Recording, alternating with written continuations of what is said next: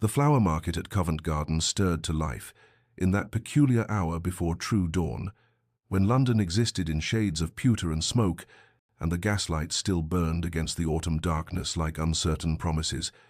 The air hung heavy with moisture, that persistent drizzle which was neither rain nor mist but something in between, coating the cobblestones with a treacherous sheen and clinging to wool and silk alike with indiscriminate dampness. Among the weathered carts and makeshift stalls, where rough-handed men arranged chrysanthemums and dahlias with surprising tenderness, there stood a figure so incongruous she might have been a ghost from another world entirely, Lady Isadora Winthrop, though none who passed her now would know that name or the weight it once carried in London's most elegant ballrooms. Her hands, which had once worn gloves of the finest kid leather and touched nothing more troublesome than ivory fan sticks and crystal champagne flutes, now arranged roses with practiced efficiency,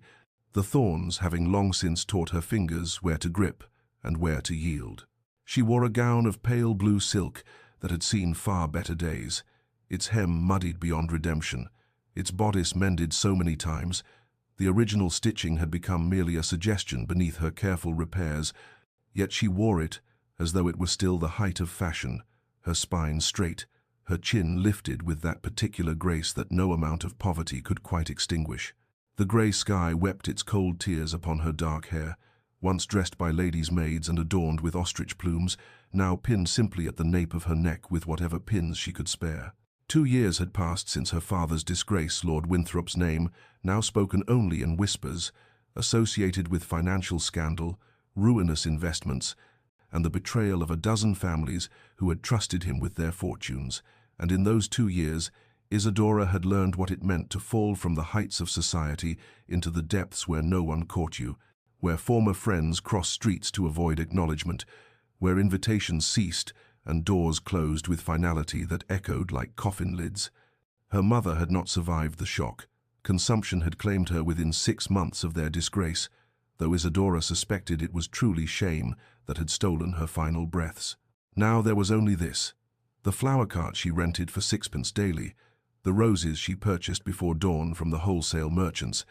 the careful calculations of profit, measured in shillings and pence, that meant the difference between her rented room and the workhouse. She arranged the blooms with an artist's eye, creating compositions of cream and crimson, blush and burgundy, because even here, especially here, beauty mattered. Perhaps it was all that remained of who she had been. This insistence that something lovely could exist even in desperate circumstances. The market awakened fully around her as the grey light strengthened, voices calling prices and greetings, the smell of coffee from a nearby vendor mixing with the green scent of stems and earth, and Isadora stood among her roses like a fallen angel, tending a garden she could never again enter, waiting for customers who might spare a few coins for beauty they would carry into lives she would never know. Sebastian Blackwood, 5th Duke of Ashford, had not intended to pass through Covent Garden that morning, but his meeting with his solicitors had concluded earlier than anticipated, and he found himself with that rarest of commodities unscheduled time,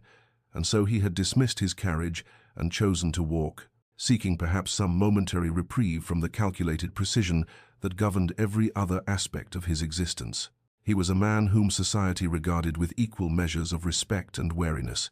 his title ancient and unimpeachable, his fortune substantial, his reputation for cold rationality legendary in the clubs and drawing-rooms, where men spoke of business and women whispered of his conspicuous lack of romantic entanglements. At 32, he had perfected the art of emotional distance, conducting his affairs financial, social, and the rare physical encounters he permitted himself with the same detached efficiency one might apply to reviewing ledgers, and if there was something lonely in this existence, something hollow, he had long since convinced himself that loneliness was preferable to the alternative his parents' marriage had demonstrated with such brutal clarity. The flower market interested him only as a point of passage, a splash of color in the grey morning, until he saw her, the woman at the rose cart, whose posture alone arrested his attention, for he had spent enough time among the aristocracy to recognize true breeding when he encountered it. And this woman, despite her circumstances, which were evident in her worn clothing, and the calluses he glimpsed upon her hands, carried herself with a dignity that belonged to ballrooms rather than market stalls. He approached, observing details with the same acute attention he applied to potential investments. The precision of her flower arrangements, the cleanliness of her person despite obvious poverty, and the way her eyes, remarkable eyes, grey as the morning itself, met his without either the false boldness of solicitation or the cringing deference he might have expected. "Your roses," he said, his voice carrying the clipped formality that had become his natural mode of speech. "They are exceptionally fine." She inclined her head with a grace that stirred something in his memory, though he could not immediately place it. "You are kind to say so, sir. They are freshly cut this morning. Would you care to purchase one?" Her voice confirmed what her bearing had suggested. This was no common flower girl, but someone who had known better circumstances, and Sebastian found himself unaccountably curious about the trajectory that had brought her to this place. "A single stem," he replied, selecting a cream-colored bloom of particular perfection. Their fingers did not touch as she wrapped it in paper, but he was aware of her nonetheless, of the contradiction she represented, of the way she treated this transaction with the same courtesy she might have applied to far grander exchanges. He paid her twice what she asked, and when she began to protest, he silenced her with a look that brooked no argument. "For the quality," he said simply, and took his rose, and walked away feeling strangely unsettled, though he could not have articulated why. He did not recognize her, not then, but something in her face lingered in his thoughts throughout the day, a puzzle his mind worried at even as he conducted his business. And that night, alone in his study, he found himself studying the rose he had placed in a crystal vase, wondering about the woman who had sold it to him with such quiet dignity, and experiencing the unfamiliar sensation of wanting to know more. Isadora's days had acquired the rhythm of necessity, that particular cadence which poverty imposes upon those unaccustomed to its demands, and she rose each morning in darkness 4:30 by the cracked porcelain clock in her rented room to make her way through streets still populated by night's final stragglers to the wholesale market, where she purchased her roses, selecting each stem with the critical eye her mother had once applied to choosing fabrics for ball gowns, rejecting any bloom that showed the slightest imperfection, for she had learned that her customers, though they might not consciously recognize quality, responded to it nonetheless, and quality was the only advantage she possessed over the dozen other flower sellers who competed for the same coins. By 6 o'clock she was at her cart, arranging the roses into displays that caught what little light the grey autumn mornings offered, and she remained there until dusk claimed the market, her feet aching in boots that needed resoling, her hands chapped despite the salve she made from stolen moments and cheaper ingredients, speaking to customers with the same courtesy she had once employed in drawing rooms, never allowing her voice to rise in the common hawker's cry, never permitting desperation to show in her demeanor, for dignity, her mother had taught her, was not contingent upon circumstance, but upon choice. One could choose to maintain standards, even when the world conspired to strip them away. The other vendors had regarded her with suspicion initially, this incongruous gentlewoman in their midst, but time and genuine kindness had softened their reserve, and now she counted among her friends Mrs. Davison, who sold violets and spoke with rough affection, and old Tom, whose chrysanthemums occupied the neighboring cart, and who had more than once shared his lunch when Isadora's coins had run too short, and the pie-seller's daughter Mary, who dreamed of a position in a great house and asked Isadora endless questions about the world she had lost, questions Isadora answered with patience, though each one was a small knife to her heart, reminding her of what she had been. Her room, reached by 4 flights of narrow stairs in a building that sagged with age and housed a dozen other souls in similar straits, measured perhaps 10 feet square and contained a narrow bed, a washstand, a single chair, and a trunk that held what remained of her former life. 2 other dresses, her mother's pearl earrings which she could not bear to sell, a miniature portrait of her parents in happier times, and a pressed rose from her coming-out ball when she had worn white silk and danced with a dozen suitors and believed the world was full of endless promise. She kept this room as she kept herself, scrupulously clean despite the building's pervasive grime.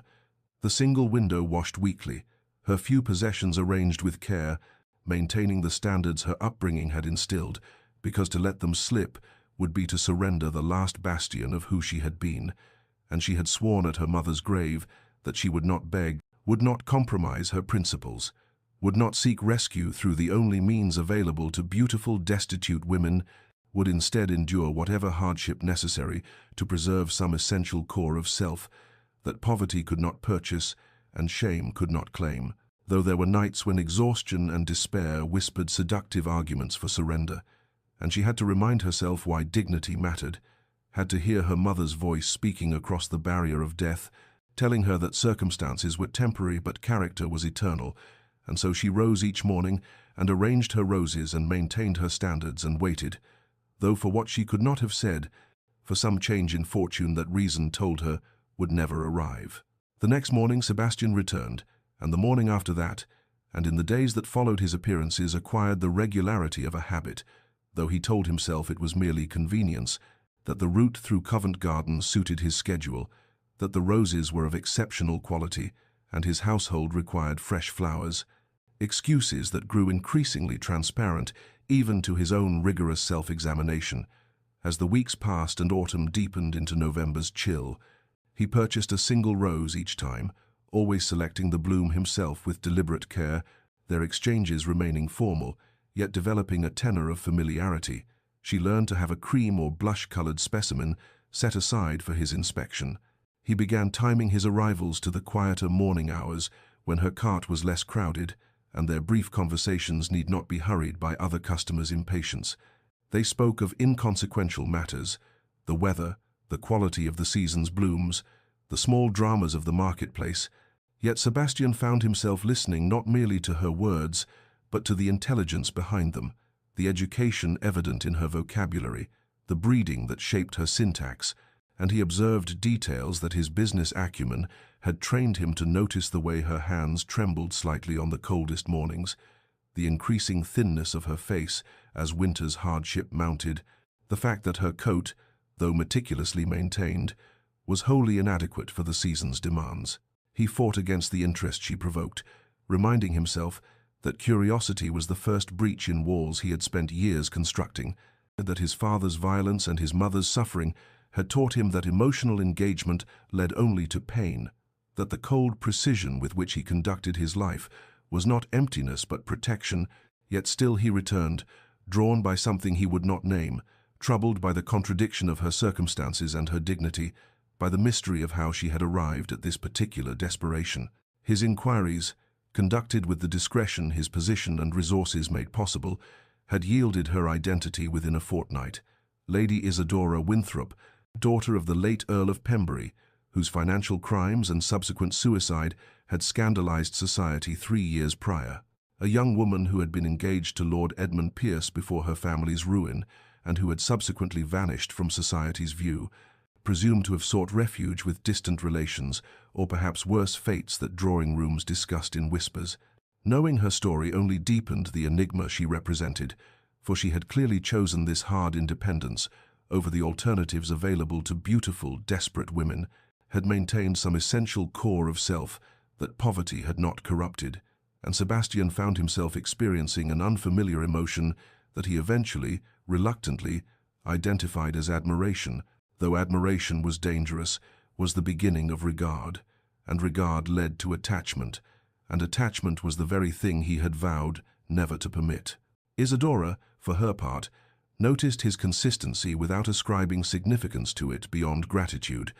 assuming him to be simply a kind gentleman of regular habits who appreciated quality and who perhaps, in his formal courtesy, recognized something of breeding in her despite her fallen circumstances, and she treated him with the same dignified professionalism she offered all her customers, never permitting herself to wonder about his life beyond their brief exchanges, never acknowledging even to herself that she had begun listening for his footsteps, that his arrivals had become the day's singular bright moment in hours otherwise characterized by cold and weariness and the slow erosion of hope, for to acknowledge such things would be to admit a dependence she could not afford. And so the weeks passed with their careful dance of approach and restraint, neither speaking what both had begun, in their different ways, to feel. December arrived with a cruelty particular to London winters, the cold possessing a damp, penetrating quality that no amount of layering could fully repel. And on a morning when frost silvered the cobblestones and Isadora's breath emerged in visible clouds, Sebastian appeared at her cart before the market had properly awakened, the sky still holding night's darkness at its edges, and without preamble or greeting, he gestured to her entire display and said quietly, "I should like to purchase them all." Isadora stared at him, in confusion, rendering her momentarily speechless, for she had perhaps 36 roses arranged across her cart, far more than any single household could reasonably require, and when she found her voice she said carefully, "All of them, sir." And he nodded once, his expression unreadable in the pre-dawn gloom, adding, "Every stem, if you please, and the cart may be collected later." She began wrapping the roses with hands that trembled from more than cold, her mind calculating the sum with a hope that felt dangerous, for this single transaction would cover nearly a month's rent, would allow her to purchase a proper winter coat, would provide a cushion against the grinding daily terror of destitution. Yet even as she worked, she felt the strangeness of the gesture, the excess that suggested motivation beyond mere need for flowers, and when she had wrapped the final bundle and named her price fairly, though her desperation urged inflation, he paid without hesitation and then remained standing before her cart, his dark eyes studying her with an intensity that made her acutely aware of her chapped hands,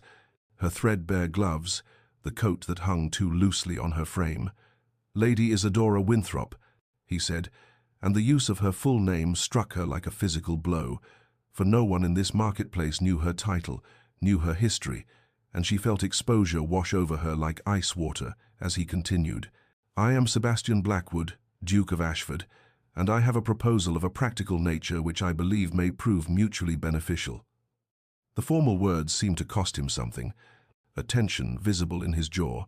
and Isadora found herself unable to respond, unable to reconcile this revelation that her kind and consistent customer was a duke, was precisely the sort of man before whom she had once curtsied in ballrooms, with the growing warmth she had been so carefully not acknowledging, and into her silence he spoke with the tone of a man conducting business negotiations, laying out terms for a transaction rather than a life. "I require a duchess for social obligations my position demands, someone capable of managing a great household and representing my family in society. You require security, respectability, and escape from circumstances that will likely prove fatal before spring concludes. I propose a marriage of arrangement, a practical alliance with clearly defined expectations. You would have your own chambers, an allowance, freedom to pursue your interests within the bounds of propriety, and I would ask only that you fulfill the public duties of your position with competence. There would be no expectations of affection, no pretense of sentiment that neither of us requires, merely a civilized partnership addressing our respective needs." He delivered this extraordinary proposal with the same measured calm he might employ discussing investments, yet Isadora saw something flicker behind his eyes, some emotion quickly suppressed, and she felt the world tilt beneath her feet, pride roaring its outrage that she should be offered such cold charity, that he should stand before her with pity disguised as pragmatism, that 3 years of maintaining her dignity should culminate in this, a business proposition delivered in a frost-covered marketplace, while simultaneously her exhausted, desperate body whispered its seduction, warmth, safety, food, rest, survival, all the things she had been slowly losing in her fight to preserve principles that no one witnessed or rewarded, and she heard herself say, voice barely above a whisper, "I require time to consider," and he nodded as though he had expected nothing less, replying,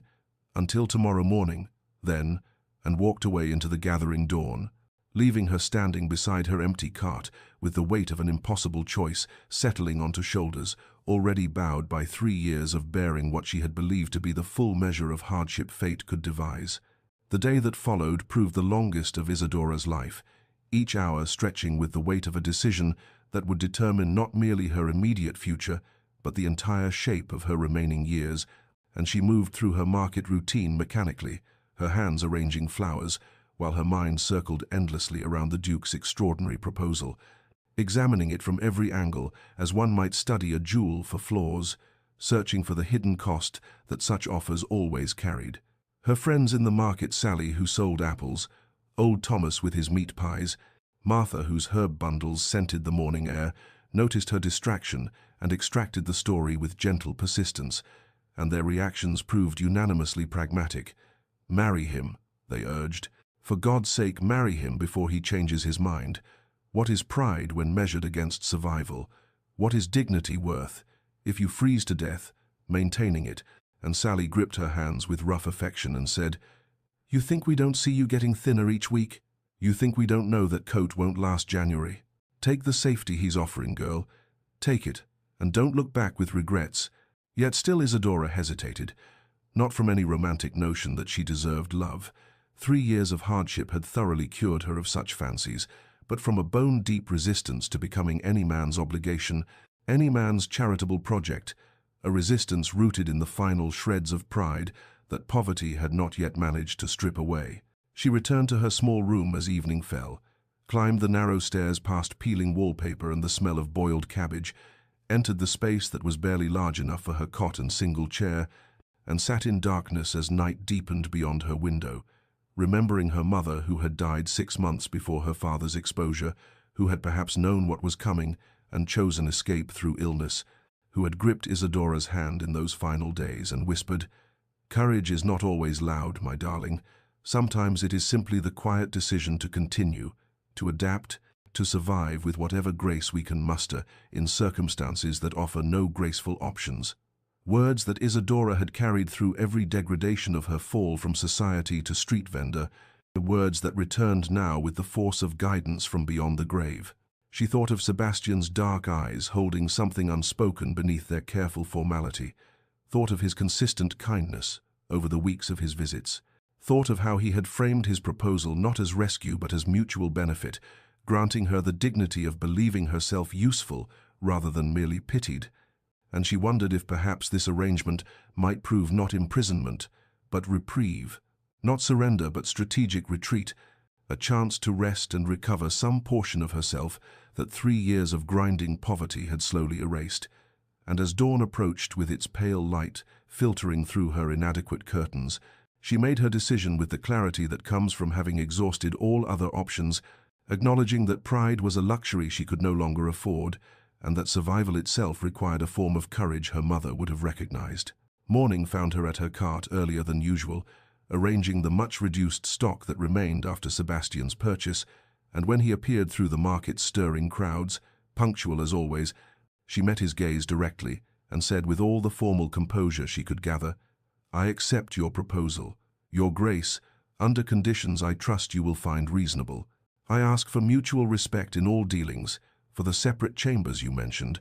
and for your word that there will be no pretense between us, no performance of affection we do not feel, no expectations beyond those clearly stated." And she watched something flicker across his features, relief perhaps, or was it disappointment? Some emotion quickly mastered as he nodded once and replied, "Your conditions are entirely acceptable, Lady Isadora, and I give you my word as a gentleman that our arrangement will proceed exactly as outlined, with respect and clarity maintained throughout." And thus, with words as formal as a business contract, spoken in a frost-covered marketplace as vendors began their morning songs and the city awakened around them, Isadora Winthrop agreed to become a duchess, sealing a bargain that both believed would remain forever, bound by practicality and reason, neither suspecting that they had just set in motion a transformation that would ultimately reshape not merely their circumstances, but the very foundations of their carefully defended hearts. The journey to Ashford Manor unfolded across 2 days of travel through countryside that grew increasingly wild and beautiful as London's sprawl gave way to rolling hills, touched by winter's first severity. And Isadora sat in Sebastian's luxurious carriage, her simple belongings having been collected and packed by servants she had not met, feeling herself move through landscapes that seemed to belong to a life she had lost 3 years prior, the comfort of cushioned seats and warmed bricks at her feet, a luxury her body had nearly forgotten existed, while Sebastian rode alongside on horseback, maintaining the physical distance that seemed to define their arrangement, speaking with her only during brief stops at coaching inns, where he ensured her comfort with formal courtesy that revealed nothing of the man beneath the title. Ashford Manor revealed itself as they crested a final hill at twilight, and Isadora felt her breath catch despite her determination to remain composed, for the estate spread before her with a grandeur that exceeded even her family's former holdings. grey stone wings embracing manicured gardens, windows blazing with light, columns and balustrades, speaking of generations of accumulated wealth and power, and she understood with sudden clarity that she was entering not merely a house, but a world with its own hierarchies and histories,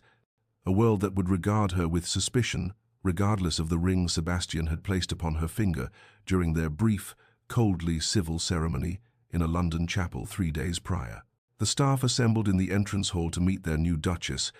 and Isadora read their judgment in carefully neutral expressions. The housekeeper, Mrs. Pemberton's assessing gaze, the butler's slight hesitation before bowing, the younger maid's whispered exchanges barely concealed, and she knew they were measuring her against Sebastian's mother, against expectations of what a duchess should be, finding her wanting in the essential requirement of having been chosen for love rather than convenience. Yet she met their inspection with the grace her mother had trained into her very bones, acknowledging each introduction with appropriate warmth while maintaining the dignity her position required. Her chambers proved both magnificent and isolating, a suite of rooms decorated in pale blues and silver, furniture of such quality that her hands trembled slightly as she touched the silk counterpane, windows overlooking gardens that stretched toward woodland in the gathering darkness, and a maid, young, nervous, helped her unpack her pathetically few belongings into wardrobes and drawers, designed for a wardrobe 10 times the size. The girl's pity barely concealed as she arranged Isadora's threadbare dresses beside the new garments. Sebastian had ordered made beautiful things in rich fabrics that Isadora had not yet brought herself to wear, feeling they belonged to a role she was performing rather than a life she inhabited. Dinner that first evening unfolded in a dining room of oppressive formality, just herself and Sebastian at opposite ends of a table designed to seat 20, courses arriving and departing in silence, broken only by the most necessary exchanges about travel, fatigue, and household arrangements. And as footmen served food of a richness her shrunken stomach could barely manage, Sebastian outlined the expectations of her position with the precision of a general briefing, his officer's social calls she would need to make, entertainments she would be expected to host, charitable committees appropriate for a duchess's involvement, standards of dress and deportment required for someone bearing his family's name, and Isadora listened with perfect attention, committing every detail to memory, responding with calm assurance that she understood and would fulfill each obligation, while internally she felt the weight of her bargain settling fully upon her, the understanding that she had exchanged one form of survival for another, trading the physical hardship of poverty for the emotional isolation of this vast, cold house. And when Sebastian finally dismissed her with formal politeness, expressing hope that she would rest well in her new home, she walked through corridors lit by candles in silver sconces, climbed stairs carpeted in deep burgundy, entered her beautiful prison of a suite, and made a silent vow to herself that she would perform this role with such perfection that no one, least of all the distant, unreadable man, who was now her husband, would ever glimpse the loneliness that had followed her from London's frozen marketplace to this palace of marble and regret. The days that followed took on a rhythm of careful observation, as Isadora moved through Ashford Manor like an anthropologist, studying unfamiliar territory, noting how the household functioned with the precision of a military operation, Mrs. Pemberton directing maids and footmen with subtle gestures, the butler maintaining standards that would have satisfied royalty, and beneath the surface efficiency ran currents of loyalty to Sebastian and wariness toward herself. The interloper who had arrived without warning to claim a position for which she had not been vetted by the usual mechanisms of aristocratic approval, and into this delicate ecosystem arrived Lady Caroline Blackwood on the 5th morning of Isadora's residence. Sebastian's younger sister, sweeping into the breakfast room with the confidence of someone who had never questioned her place in the world. Her beauty sharp where Isadora's was soft, her assessment immediate and unfavorable as her grey eyes, so like her brother's travelled over Isadora's carefully chosen morning dress, and found it wanting in some indefinable way that her cool greeting made perfectly clear. "So you are the flower seller my brother has installed as Duchess. How very democratic of him. I do hope you are not overwhelmed by the responsibilities of a position that others spend their entire lives preparing to assume." Isadora felt the cut as it was intended, but years of maintaining dignity through her father's disgrace had taught her to absorb such blows without flinching, and she met Caroline's gaze with calm directness and replied, I am grateful for your brother's confidence in my abilities, Lady Caroline, and I assure you I take my responsibilities most seriously. Perhaps you might advise me on the local families I should call upon, as I understand you are familiar with the neighborhood," turning the attack into a request that politeness required Caroline to fulfill, and she saw surprise flicker across the younger woman's features before the mask of aristocratic disdain returned, though something in Caroline's subsequent conversation suggested a reluctant respect for someone who would not be easily intimidated. The true test arrived 3 days later, when Sebastian informed her at breakfast, their only shared meal, taken in awkward near silence, that they would be hosting a small dinner party, 12 guests, local gentry, and a baron with his wife. Nothing overwhelming but sufficient to introduce the new Duchess to society, and Isadora felt her stomach tighten with nervousness she dared not show, knowing that her performance at this event would determine how the surrounding families received her, whether they would accept Sebastian's choice or quietly mock it in their drawing rooms, and she spent the intervening days in careful preparation, consulting with Mrs. Pemberton on menus and precedents, reviewing her knowledge of current affairs and local concerns, selecting her dress with strategic care, not the new gowns Sebastian had provided, which might seem pretentious, but her one remaining evening dress from her former life, altered and refreshed, speaking of genteel poverty rather than purchased position. The evening itself unfolded with the heightened awareness of a soldier entering battle, guests arriving in their carriages, Isadora standing beside Sebastian in the entrance hall to receive them, feeling his solid presence at her side, even as the distance between them remained carefully maintained. And as she greeted Lord and Lady Hartwick, Sir James and his daughter, the Baron and Baroness, others whose names she committed to memory with desperate focus, she felt her old training rising through years of dormancy, the skills her mother had instilled returning as if they had merely been waiting for the proper stage, and she moved through the evening's choreography with a grace that was not performance but reclamation, drawing out the shy Miss Hartwick on her watercolors, asking Lady Winters about her renowned gardens, listening with genuine interest to the Baron's concerns about tenant welfare, and across the dinner table's candlelight, she felt, rather than saw, Sebastian watching her, his dark eyes holding an expression she could not quite read, something that might have been surprise or approval, or perhaps merely relief that she was not embarrassing him, and in that moment, when their gazes met and held for 3 heartbeats longer than necessary, she saw the first small crack in the armor he maintained so carefully, a glimpse of the man beneath the Duke, and though neither acknowledged it with word or gesture, something shifted in the space between them, a recognition that perhaps this arrangement might hold possibilities neither had dared to imagine when they struck their pragmatic bargain in a frozen marketplace that already seemed a lifetime away. In the weeks that followed the dinner party, a strange pattern of parallel solitudes emerged within Ashford Manor's elegant walls, 2 people occupying the same grand house yet moving through separate spheres of loneliness that occasionally intersected at formal meals and necessary consultations, and Sebastian found himself increasingly drawn to his study window in the late afternoons, standing with untouched correspondence before him, while his gaze tracked Isadora's figure moving through the gardens below, watching as she explored the grounds with systematic thoroughness, pausing to examine the architecture of the rose arbor that would bloom gloriously in spring, speaking with the head gardener about winter preparations, her posture conveying an interest that seemed genuine rather than performative, and he found himself wondering what thoughts occupied her mind during these solitary walks, whether she felt the same peculiar ache he experienced when they parted after dinner each evening, returning to their separate chambers with polite wishes for restful sleep, the distance between their rooms a physical manifestation of the chasm he had insisted upon constructing,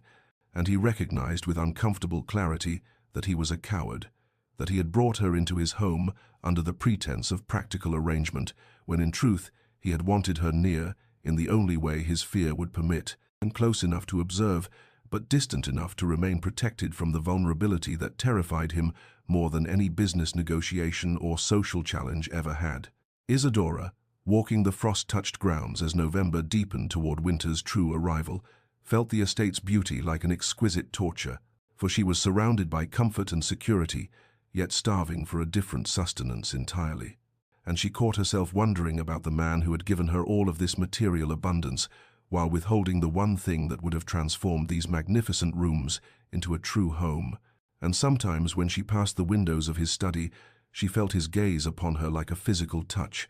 would glance up to see his silhouette framed in lamplight before he stepped back into shadow, and she wondered what he thought in those moments, whether he felt any fraction of the longing that had begun to grow in her chest, despite her determination to honor their agreement's emotional boundaries, whether beneath his controlled exterior lived a man capable of the warmth she sometimes glimpsed in unguarded moments, and she reminded herself sternly that such speculation was both foolish and dangerous, that she had accepted this arrangement with clear understanding of its limitations, yet her heart seemed unwilling to maintain the discipline her mind counseled, and she found herself arranging flowers for his study, though he had not requested such attention, selecting books from the library she thought might interest him, and leaving them in his path, small gestures that he never acknowledged, but which she noticed he accepted. The flowers always carefully maintained, the books eventually returning with markers suggesting they had been read. The servants, observing these parallel orbits with the keen perception of those who spend their lives reading the moods of their employers, began to soften toward Isadora as her essential kindness revealed itself in daily interactions, and Mrs. Pemberton particularly found herself revising initial judgments as she witnessed the new Duchess learning every servant's name, inquiring after their families with genuine interest,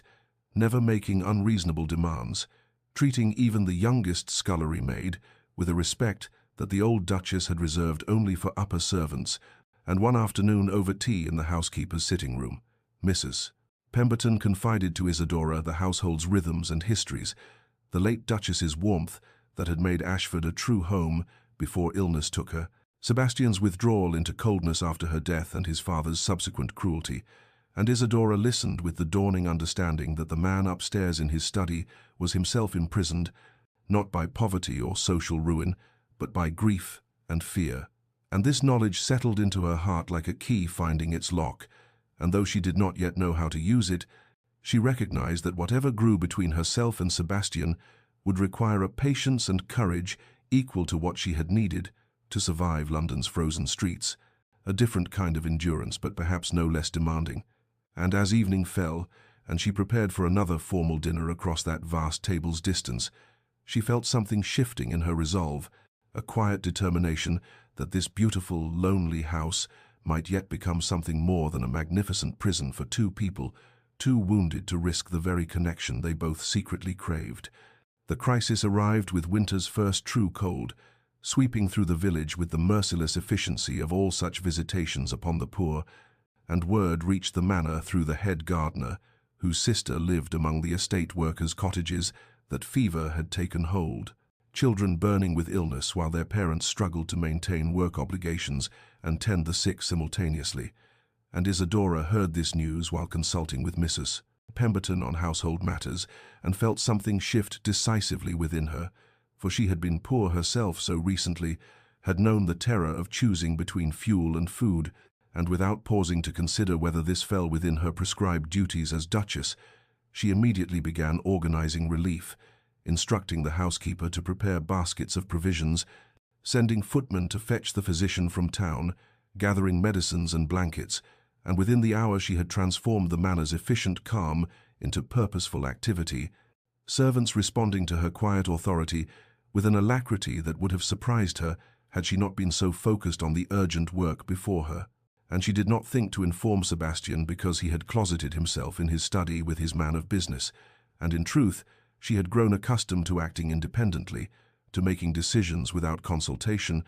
as she had done throughout her months of poverty, and by early afternoon she was in the village herself, moving through the cramped cottages with her skirts pinned up and her sleeves rolled back, holding feverish children while their mothers prepared the broths she had brought, wiping small faces with cool cloths, speaking words of comfort in her calm, cultured voice that seemed to carry its own medicine. And she was kneeling beside a carpenter's daughter, coaxing the child to take another sip of willow bark tea, when she felt rather than heard a presence in the doorway, and looked up to find Sebastian standing there, still in his riding coat, clearly having come directly upon hearing where she had gone, and on his face was an expression she had never seen before, wonder and something deeper that made her breath catch even as she maintained her focus on the sick child in her arms. He did not speak, did not command her to return to the manor's safety, but instead removed his coat and joined her in the work, following her quiet instructions, carrying water, holding frightened children while the physician examined them, and she watched him cradle a fevered boy with unexpected gentleness, murmuring reassurances, and saw in that moment past the Duke's calculated reserve to something true and unguarded beneath. And as the hours passed and the immediate crisis stabilized, medicines distributed and fears calmed, they found themselves walking back to the manor together through twilight's purple shadows, alone for the first time without formal dinner's structure or household's presence. And the silence between them felt different now, charged with possibility rather than distance. And finally Sebastian spoke, his voice rougher than usual. "You did not hesitate. You simply acted, as if their welfare were as natural a concern as breathing." And she replied softly, "I know what it is to be vulnerable, to need help that may not come. I could not do otherwise." And he stopped walking then, turned to face her in the gathering darkness, and said with quiet intensity, "My mother was like that. She believed those with privilege bore responsibility for those without it. My father called it weakness, punished her for it, and after she died I told myself that caring was indeed weakness, that distance was strength. But watching you today I remembered what I had forgotten, that true strength lies in allowing oneself to care despite the cost." And Isadora felt tears prick her eyes at this first real revelation of the pain that had shaped him, and she said simply, "Caring always costs, but the alternative costs more. It costs our very humanity." And they stood there in the winter, twilight, the manor glowing with lamplight ahead of them, and something fundamental shifted between them, like a locked door finally yielding to persistent pressure, and when they resumed walking their shoulders brushed together, neither moving away from the contact, and this small touch spoke what neither yet dared to say aloud. The months that followed unfolded with the subtle transformation of seasons, autumn deepening toward winter's approach with that peculiar quality of English weather that shifts gradually yet inexorably, and within Ashford Manor's gracious walls, a parallel transformation occurred through gestures so small they might have escaped. Notice had either Sebastian or Isadora been observing from outside their own carefully maintained defenses, but they were living within the change, and therefore felt each shift with the acute sensitivity of those who have learned to navigate by the faintest signals, and Sebastian found himself pausing in the library to consider which volumes might interest her, remembering a comment she had made about medieval histories or her expressed curiosity about agricultural innovation, and these books would appear on the table in her sitting room without explanation or acknowledgement, and Isadora would discover them and feel something warm expand in her chest, and she, in turn, began arranging flowers in his study. Not the formal displays Mrs. Pemberton ordered for the public rooms, but more intimate compositions, a single perfect rose in a crystal vase on his desk, a handful of late-blooming asters that she knew somehow he would appreciate for their stubborn refusal to yield to approaching winter. And Sebastian would enter his study to find these offerings and stand before them longer than necessary, and neither spoke of these exchanges, as if putting words to them might shatter whatever fragile understanding was being constructed through such silent conversation. And their evening meals stretched longer, the formal distance of those first dinners gradually dissolving, as conversation moved beyond weather and household business to books and ideas, memories of childhood, observations about the world, and sometimes Sebastian would catch himself laughing at something she said, a genuine sound that startled them both, and Isadora discovered that beneath his reserve lived a sharp intelligence and unexpected wit that made her understand how lonely he must have been within his self-imposed isolation, and one afternoon, while visiting the village with continued relief efforts, she learned from the vicar about Sebastian's extensive charitable works, endowments for schools and hospitals, and pension funds for elderly servants, all maintained with such discretion that even the recipients often did not know their benefactor's identity. And this discovery rearranged her understanding of him once more, revealed layers she had not suspected, and that same week, Sebastian, rising before dawn for an early ride, caught sight of movement in the gardens and discovered Isadora walking the frost-silvered paths in the grey light before sunrise, wrapped in a heavy cloak, and he watched from the terrace as she moved through that liminal hour between night and day, and realized with a sharp pang of recognition that she still kept her flower seller's schedule, rising at an hour when most ladies of her station slept peacefully. And this glimpse into her persistent habits from those desperate months touched him profoundly, for it spoke of how deeply experience marked us and how we carry our past selves within our present circumstances. And the next morning he joined her in the garden without explanation, simply appeared at her side in the dawn silence, and they walked together without speaking, their breath clouding in the cold air. And this too became a pattern, this shared witness to the day's beginning. And though they maintained the careful boundaries of their arrangement, sleeping in separate chambers, never touching beyond the formal requirements of social occasions,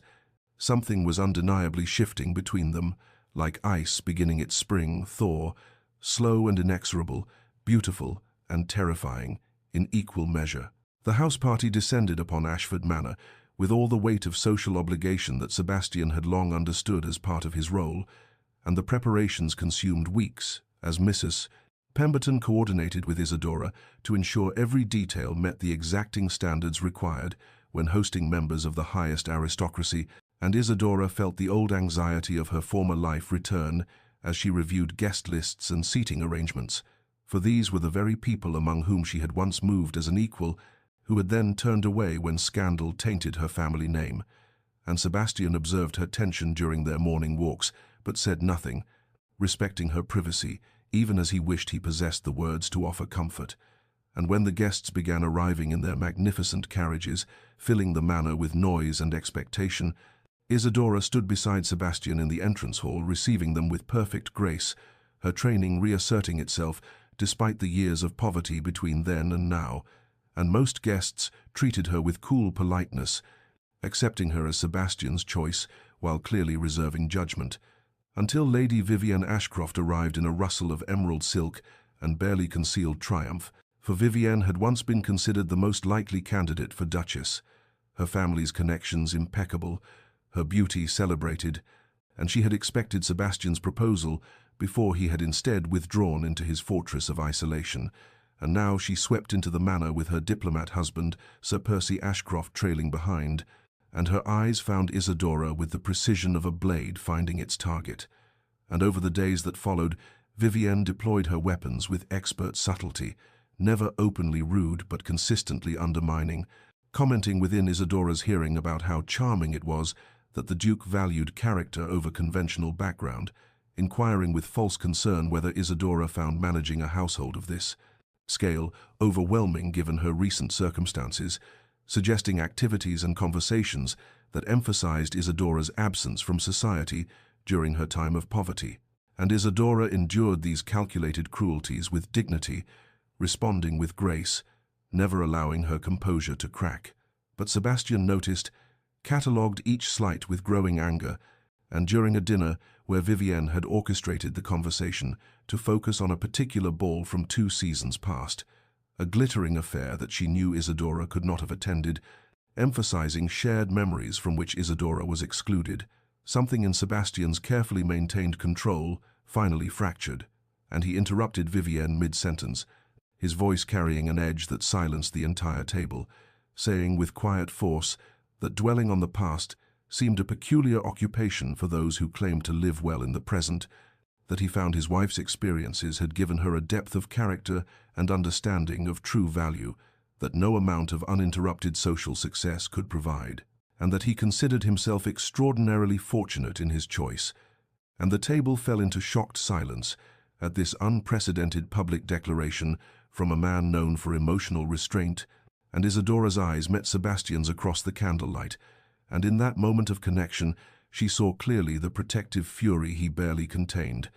the defense of her that cost him something to make so publicly, and he saw in her expression both gratitude and a quiet strength that needed no defense but accepted his offering nonetheless. And Vivienne's face tightened with humiliated rage as she recognized her defeat, and though the dinner continued with strained politeness, something fundamental had shifted. For Sebastian had claimed Isadora before witnesses as truly his, and neither of them could pretend any longer that their arrangement remained merely practical. The house party's final evening stretched long and exhausting, performance and polite conversation consuming hours, until Isadora felt the weight of maintained composure like a physical burden, and when at last she could escape, she sought refuge in the library, knowing most guests would be retiring or continuing revelries in the drawing rooms, and she entered the darkened space with relief, not bothering to light more than a single lamp, and settled into the leather chair by the cold fireplace with a book she had no intention of reading, simply needing silence and solitude. But she had been there barely 10 minutes when the door opened again and Sebastian entered, stopping short when he saw her, and for a moment they simply looked at each other in the lamplight's shadows, and something in his expression, exhaustion, frustration, a vulnerability she rarely witnessed, made her gesture to the chair opposite hers in silent invitation, and he crossed to the sideboard without speaking and poured brandy into a crystal glass, then after a moment's hesitation poured a second and brought it to her, and she accepted it, though she rarely drank spirits, understanding somehow that this night called for fortification, and they sat in silence as he took a long drink, his careful control visibly fraying, and finally he spoke, his voice rough with suppressed emotion, saying that he owed her an apology for subjecting her to Vivienne's cruelty, that he had not anticipated the full measure of viciousness some members of society could deploy, and Isadora responded quietly that she had survived worse than Lady Vivienne's barbs, that poverty had taught her which wounds truly mattered. And Sebastian laughed, a harsh sound without humor, and said that she possessed a strength he had never managed to cultivate, that she had faced her devastation with courage while he had merely hidden from his, and perhaps it was the brandy or the late hour or the accumulated tension of days performing for critical audiences. But his defenses crumbled, and he began to speak with raw honesty about his father, the old duke whose charm in public masked calculated cruelty in private, who had wielded love as a weapon and withdrawal of affection as punishment, who had broken his mother slowly over years of marriage until she became a ghost in her own home, and Sebastian described watching this destruction as a child, helpless to prevent it, and making a vow that he would never grant anyone such power over him, never love, and thus never suffer or inflict the pain that love enabled. And Isadora listened without interruption, her heart contracting with recognition and sorrow, and when he fell silent she found herself speaking her own truth, telling him about her father's betrayal, not just of financial trust, but of everything she had believed about family and honor, about her engagement to Lord Edmund Pierce, who had sworn eternal devotion and vanished within a week of her ruination, about the specific agony of discovering that what she had believed was love had been merely performance contingent upon her social value, and she confessed that she had built her own walls, determined never to be so vulnerable again, never to mistake transaction for genuine feeling, and as they spoke, the space between them seemed to contract, charged with shared understanding and something more dangerous, and Sebastian leaned forward, his eyes finding hers in the lamplight, and she saw in his expression a longing that mirrored something awakening in her own chest, and the air grew thick with possibility, and then he reached across the small distance between their chairs, his hand trembling slightly as it approached hers, and she felt every particle of her being drawn toward that connection. But just as their fingers might have touched, Sebastian pulled back sharply, standing abruptly, his face contorting with conflict, and he muttered something about the late hour and propriety, and left the library with swift steps that spoke of flight, and Isadora sat alone in the lamplight, feeling the ghost of that almost touch, like a brand upon her skin, understanding that they had approached some threshold that terrified them both, and knowing with absolute certainty that everything between them had irrevocably changed. The days following the library encounter stretched into a week of careful avoidance, and Sebastian threw himself into business matters with an intensity that kept him away from the manor for long hours, riding to tenant farms and meeting with his steward about matters that could easily have waited. And when he was forced to dine with Isadora, the meals passed in strained silence, broken only by the most formal courtesies, and she watched him retreat behind walls that now seemed higher than before, and the pain of it lodged beneath her ribs like something physical, and for having glimpsed the man beneath the armor, made his renewed distance unbearable, and she wondered with growing desperation whether she possessed the strength to continue this half-life, loving him while he ran from the very connection that might save them both, and she maintained her dignity through sheer force of will, continuing her duties as Duchess with flawless grace. But Mrs. Pemberton noticed the shadows beneath her eyes and the way her smiles no longer reached beyond performance, and one grey afternoon as November settled its cold grip upon the estate, Lady Caroline arrived unannounced and sweeping into the manor with her characteristic energy, and she took one look at Isadora's careful composure and her brother's notable absence, and understood immediately that some crisis had occurred, and after dinner, when Sebastian retreated to his study as had become his pattern,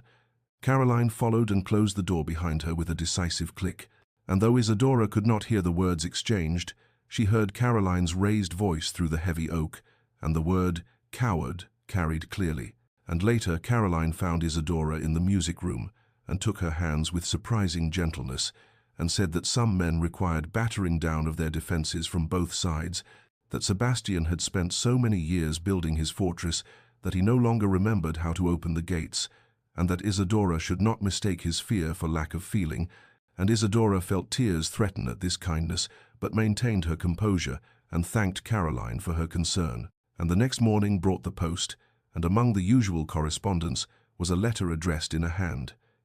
Isadora had once known intimately, and her fingers trembled as she broke the seal to find Lord Edmund Pierce's flowery script, expressing his deepest regrets for his past behaviour, claiming that time and maturity had brought him to recognize his terrible mistake, suggesting that perhaps they might meet so he could properly apologize, and the true purpose emerging in the final paragraph, mentioning that he found himself in some financial difficulty and hoped that she, now so fortunately situated, might remember their former attachment with sufficient fondness to offer assistance through her husband's influence, and Isadora felt something cold and clarifying settle over her as she read this transparent manipulation, and she sat for a long moment with the letter in her hands, understanding that this man represented everything she had once believed about love, the falseness of it, the transactional nature hidden beneath pretty words, and yet what she felt for Sebastian was something entirely different, something real and terrifying and worth fighting for, and she made a decision then, sitting alone in her morning room as winter light slanted through the windows, that she would not allow fear, neither Sebastian's nor her own, to destroy what might exist between them. But before she could act upon this resolve, a footman announced that Lord Edmund Pierce had arrived and was awaiting her in the drawing-room, and her blood ran cold with shock that he had presumed to come here uninvited, and she rose with squared shoulders and walked toward a confrontation she had not chosen but would face nonetheless. Isadora entered the drawing-room with her spine straight and her expression carefully composed, and found Lord Edmund Pierce standing by the windows examining the room with an appraising eye that spoke of calculation rather than admiration, and he turned at her entrance with a smile she had once thought charming but now recognized as practiced, and he crossed to her with hands extended, as though they were intimate friends reuniting after pleasant separation rather than a man who had abandoned her in her darkest hour, and he began speaking before she could frame a greeting, his words tumbling out in rehearsed contrition about how he had behaved abominably, how he had been young and foolish and influenced by his family's concerns about financial prudence, how he had regretted his actions every day since, and Isadora listened with growing coldness as she understood that this performance was merely preamble to his true purpose. And indeed, after several minutes of self-serving apology, he shifted to admiration of her remarkable fortune in securing such an advantageous match. And then, with transparent maneuvering, he mentioned his own recent difficulties, investments that had failed, debts that pressed upon him, and suggested with oily presumption that surely she remembered their deep affection with enough fondness to speak with her husband about some assistance, perhaps a loan or introduction to the Duke's man of business, and Isadora felt rage kindle beneath her careful composure at his audacity in presuming upon connection he himself had severed, and she opened her mouth to deliver a cutting dismissal when the drawing-room door opened with such force that it struck the wall, and Sebastian stood in the doorway with an expression of barely contained fury, and his eyes moved from Isadora to Edmund and back again with dangerous assessment, and Edmund had the poor judgment to speak first, introducing himself with false cheer and making some comment about renewing old acquaintances, and Sebastian crossed the room with predatory grace and positioned himself slightly in front of Isadora in a gesture of protection that was unmistakable, and his voice when he spoke was ice over steel, as he asked by what presumption Lord Pierce had entered his home uninvited, and Edmund's confidence faltered, but he rallied with ill-advised boldness, suggesting that surely the Duchess was pleased to see an old friend, that their past connection gave him certain rights of visitation, and Sebastian's hands clenched into fists at this implication, and Edmund made his fatal error then, laughing with nervous bravado, and saying that surely they all understood the practical nature of advantageous marriages, that he bore no grudge against Isidora for securing her position through whatever means necessary, just as he had once been forced to consider his own financial requirements, and the words hung in the air for one crystalline moment before Sebastian's control shattered completely, and he struck Edmund with a blow that sent the smaller man staggering backward into a side table, and then Sebastian was on him again, hauling him upright by his cravat, and his voice emerged in a growl that Isidora had never heard from him, as he informed Edmund that he had insulted a lady of impeccable honor, that he would leave this house immediately and never approach the Duchess again, and that if Sebastian heard even a whisper of Edmund speaking her name in public, he would destroy him so thoroughly that no respectable house in England would receive him. And he released Edmund with a shove toward the door where 2 footmen had appeared, summoned by the commotion, and Sebastian ordered them to remove Lord Pierce from the property and ensure he never returned, and Edmund fled with what remained of his dignity. And then Sebastian turned to Isidora, with the fury still blazing in his eyes, but transmuting into something else as he looked at her, something raw and exposed and terrifying in its intensity, and she stood frozen watching him, her heart hammering against her ribs, shaken not by Edmund's presumption but by the passion of Sebastian's defense, by the undeniable evidence that whatever lay between them had moved far beyond the boundaries of their careful arrangement. The silence that followed Edmund's departure stretched between them like something alive and trembling, and Isidora stood rooted to the floor, watching Sebastian's chest heave with the aftermath of violence and passion, and his hands still bore the tension of barely restrained fury. And she found her own anger rising not at Edmund's presumption, but at the man before her, at months of careful distance and walls rebuilt after every moment of connection, and her voice emerged sharp with emotion as she demanded to know what right he had to such rage on her behalf, when he had spent weeks avoiding her very presence. And Sebastian turned to her with eyes still blazing, and said in a voice rough with feeling that he had every right as her husband, and she laughed bitterly at this claiming of husbandly prerogative from a man who had insisted their arrangement remain bloodless and practical, and they stood in the ruins of drawing-room civility, trading words that cut deeper than either intended, accusations about pride and fear and the torture of living half a life, and Sebastian's control finally shattered completely as he crossed to her and seized her shoulders and confessed in a rush of words that he had loved her from the very beginning, that he had seen her in that flower market and recognized her name from the scandal sheets and known her story and been unable to walk away, that every rose he purchased had been an excuse to stand near her for just a moment more, that his careful arrangement had been the act of a coward who wanted her desperately but was too terrified of vulnerability to reach for her honestly. And Isidora stared at him as these words poured forth like a dam breaking, and her anger transmuted into something else as she understood the depth of his deception, and she struck his chest with her palm and demanded to know how he could have been so cruel to bind her to him while maintaining such distance, to make her love him while pretending indifference, and at her words times make her love him, times. Sebastian went utterly still, and his hands gentled on her shoulders as he asked in a voice stripped of all defenses whether she meant what those words implied.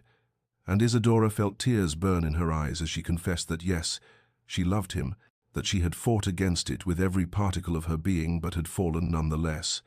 that watching him retreat after the library had been agony, that she could not continue in this half-existence of being his wife in name while remaining strangers in truth. And Sebastian's expression crumbled into something raw and exposed, and he pulled her against him with desperate strength and buried his face in her hair and whispered that he was sorry, so desperately sorry for his cowardice. That fear of becoming like his father or suffering like his mother had made him cruel when he wanted only to love her as she deserved, and Isidora's hands came up to clutch at his coat as months of careful restraint finally broke, and she felt his tears hot against her temple as he held her with trembling intensity, and they stood locked together in the devastated drawing-room, while outside winter twilight gathered, and inside something new and fragile and infinitely precious began to take shape between their joined hearts. And when Sebastian finally drew back enough to look at her, his eyes held none of their practiced distance, but only naked love and terrified hope, and Isidora reached up to touch his face with wonder, tracing the evidence of his tears, and whispered that she forgave him, that she understood fear, that perhaps they might begin again with honesty between them. And Sebastian caught her hand and pressed his lips to her palm in wordless gratitude and supplication. Sebastian led her from the drawing-room with gentle hands, past the curious eyes of servants who discreetly withdrew, and they climbed the grand staircase in silence that hummed with possibility rather than distance. And when they reached the corridor where their separate chambers lay, they both paused, and Sebastian turned to her with such naked vulnerability in his expression that Isidora's breath caught, and he asked permission to stay with her, not as duty or arrangement, but as husband who loved his wife. And she answered by taking his hand and leading him through her chamber doors, and once inside with the world locked away, he spoke again in a voice rough with emotion, telling her that the morning he purchased every rose had been the morning he could no longer bear, watching her freeze in the dawn, cold selling flowers to survive, that he had gone to that market every day for weeks, working up courage to speak to her beyond mere transaction, that he had known her name and her story and her father's scandal, and none of it had mattered, because he had seen in her something pure and unbreakable, and he confessed that when he redesigned the estate gardens after their marriage, he had planted roses everywhere because their scent reminded him of her, because he wanted to be surrounded by beauty that echoed what he felt but could not say. And Isidora listened with tears streaming down her face as months of careful restraint finally broke open, and she told him that she had loved him despite herself, that she had tried so hard to protect her heart, but he had breached every defense with his small kindnesses, with books left on tables and his presence at breakfast, and the way he listened when she spoke as though her words held value. And Sebastian cupped her face in his hands with infinite tenderness and kissed away her tears, and then he kissed her mouth with a reverence that made her tremble, and the kiss deepened into something desperate and healing. Months of longing finally given permission to emerge, and they came together with fumbling urgency, stripping away not just clothing but every pretense and wall that had kept them separate, and Sebastian worshipped her body with his hands and mouth as though she were something sacred. And Isidora discovered that beneath his practiced coldness lay a man capable of profound tenderness, and their joining was both fierce and gentle, a claiming and a surrender. And afterward they lay tangled together in the darkness, speaking in whispers about fear and hope, and the terrifying courage required to love fully, and Sebastian traced patterns on her skin and told her she was extraordinary, and Isidora wept again, but this time from joy, and they made love again as dawn approached, slower and deeper, learning each other with wonder, and when morning light finally spilled through the windows they faced it together. Sebastian's arms wrapped around Isidora from behind as they stood at the window overlooking the rose gardens he had planted for her, and he pressed his lips to her temple and whispered that this was their true beginning, and Isidora leaned back against him, feeling for the first time since her world collapsed that she had found not just safety but home. And in the golden morning light they stood together transformed, two wounded souls who had found in each other the courage to heal. The weeks that followed their breakthrough moved like a dream, transformed into waking reality, and the first evidence of change appeared in small but unmistakable ways. Sebastian's hand seeking Isidora's beneath the breakfast table, his laughter echoing through corridors that had known only austere silence, the way he looked at her across rooms with such naked affection that servants exchanged knowing glances and smiles. "Mrs. Pemberton remarked to the cook that the Duke seemed 10 years younger. That warmth had returned to Ashford Manor after an absence so long she had forgotten what it felt like. And indeed the very atmosphere of the great house seemed to shift as winter deepened, as though love between its master and mistress had altered something fundamental in the ancient stones. Isidora took to the transformation of their home with purpose born of joy, consulting with Sebastian on every change, and together they opened shuttered rooms and replaced heavy draperies with lighter fabrics and filled vases with hothouse roses, even in the coldest months. And Sebastian watched her work with wonder in his eyes,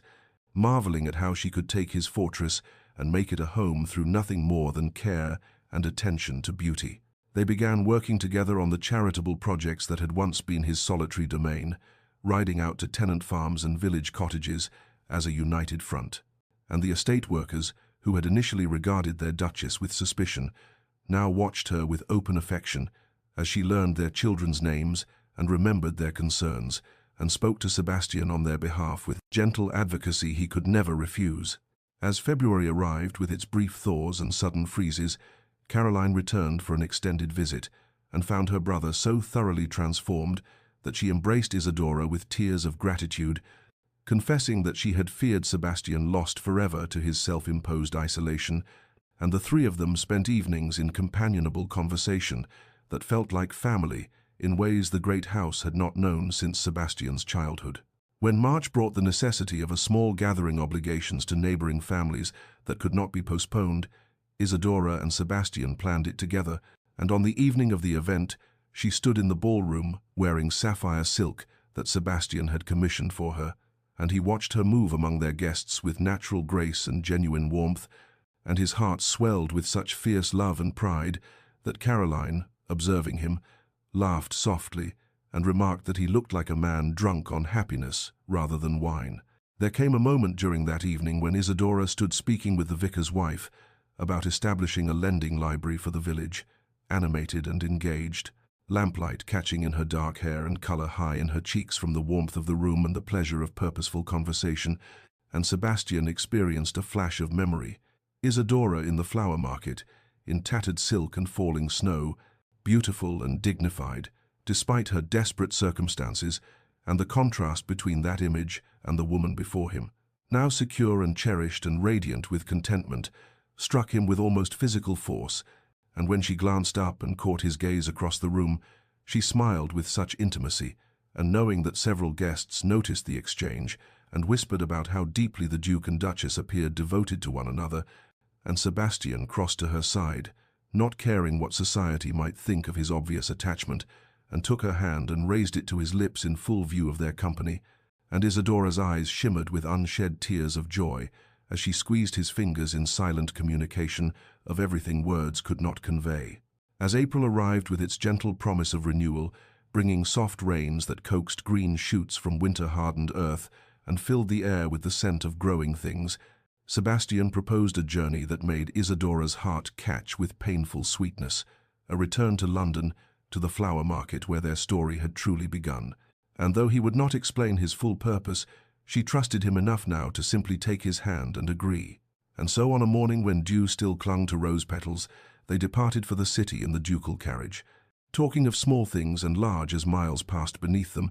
Sebastian's thumb tracing circles on her palm in absent affection that still had the power to make her breath quicken. London greeted them with its familiar cacophony, the streets teeming with life and commerce. But when their carriage drew to a halt, Isidora realized with shock that they had stopped at the precise corner where she had once sold flowers in tattered silk and desperate dignity, and Sebastian helped her down with careful hands and led her to where her old cart had stood. Except now there stood a proper flower stall with a bright awning and sturdy construction, and emerging from behind it came Martha and old Tom and young Annie, her former companions in street selling. But they were dressed in clean, warm clothing, and their faces had lost the gaunt desperation she remembered, and Martha rushed forward with tears streaming to embrace her, and through her own tears, Isidora heard the story that the Duke had purchased the market corner and established a fund, ensuring the flower sellers could operate with dignity and security, that he had arranged proper shelter and fair prices and protection from the harsh elements that had once been their constant enemy. And Isidora turned to Sebastian with such overwhelming emotion that words failed her, and he simply drew her close and whispered against her hair that he could not change her past suffering, but he could honor it by ensuring others need not endure the same. And they spent hours among her old friends who blessed them both and spoke of the Duke's generosity with reverence, and Isidora saw in Sebastian's gesture not just kindness, but a profound understanding of what those desperate months had meant to her, how they had forged her strength even as they had broken her circumstances, and when they finally returned to their lodgings as afternoon light turned golden, she felt such fullness of heart that she thought she might burst with it. And that evening, as they dined privately in their rooms, she took Sebastian's hand and placed it upon her belly, and told him in a voice trembling with joy that she carried his child, that their love had created new life, and Sebastian's face transformed with such wonder and fierce tenderness that she saw the last shadow of the cold, distant Duke finally dissolve forever, replaced entirely by the man she loved, and he knelt before her chair and pressed his forehead to her stomach, and wept tears he had perhaps not shed since childhood. And Isidora cradled his head against her and felt the perfect rightness of this moment, spring bringing promise of new life to them as it brought renewal to the world, their transformation complete, their future unfolding like petals opening to sunlight.